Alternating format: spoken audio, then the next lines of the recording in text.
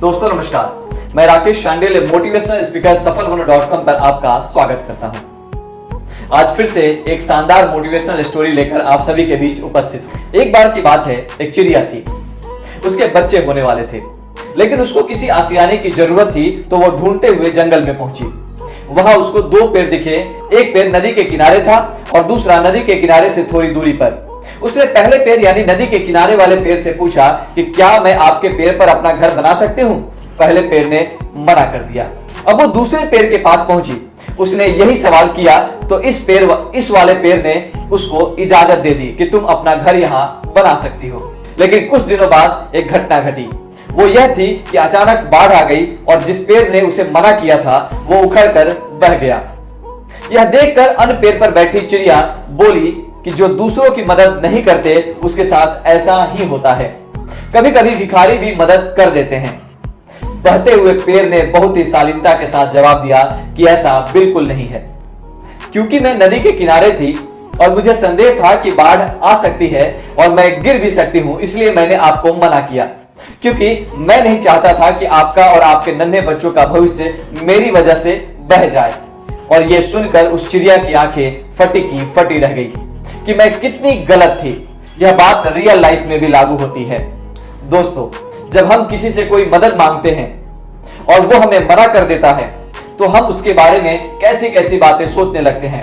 ज्यादातर केस में वो बातें नकारात्मक ही होती है, क्योंकि ये मानवीय आदत है। लेकिन जब हमें सच्चाई का आभास होता है तो चिड़िया की तरह आंखें खुली की खुली रह जाती है। कभी कभी सामने वाले का मना करना हमारी बेहतरी के लिए लिया गया निर्णय भी हो सकता है।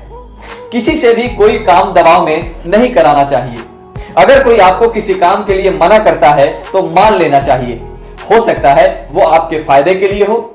जरूरी नहीं कि हर अनुभव ठोकर खा कर ही मिले।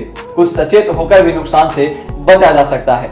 खास तौर पर यह देखा जाता है घरों में बच्चे अपने गार्जियन से किसी चीज को मांगते हैं, कुछ ऐसी चीजों की डिमांड करते हैं जो शायद गार्जियन को लगता है कि अभी उसकी आवश्यकता नहीं है, फिर भी उस मना करने के बावजूद बच्चे उसके लिए दबाव देते हैं। लेकिन ऐसा नहीं करना चाहिए। हो सकता है आपके पेरेंट्स आपके बारे में कुछ अच्छा सोच रहे हो सकता है कि आपके पेरेंट्स को यह लग रहा हो कि ये चीजें अभी आपके काम की नहीं है। हो सकता है कि इन चीजों से आपको आने वाले भविष्य में नुकसान हो। इसलिए अपने पेरेंट्स की भी बात माननी चाहिए और अगर वो कहते हैं कि अभी ये चीजें आपको हम नहीं देंगे तो उस बात को मान लेनी चाहिए। इसी में आपकी भलाई है, क्योंकि कभी भी कोई भी आपका पेरेंट्स आपके साथ गलत होते हुए नहीं देखना चाहेगा। दोस्तों, आपको यह स्टोरी कैसी लगी, आपको इस कहानी से क्या सीख मिली, आप हमें नीचे कमेंट बॉक्स में लिखकर जरूर बताइएगा।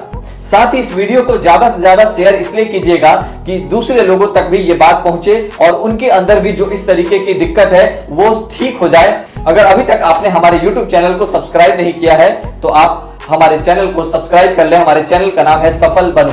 और अगर अभी तक आपने हमारे फेसबुक पे हमारे पेज सफल बनो को फॉलो नहीं किया है तो हमारे पेज को फॉलो कर लें। और साथ ही अगर आपको वक्त मिलता है तो हमारी वेबसाइट www.safalbano.com को जरूर विजिट करें। आप सभी को फिर से राकेश शांडिल की तरफ से बहुत बहुत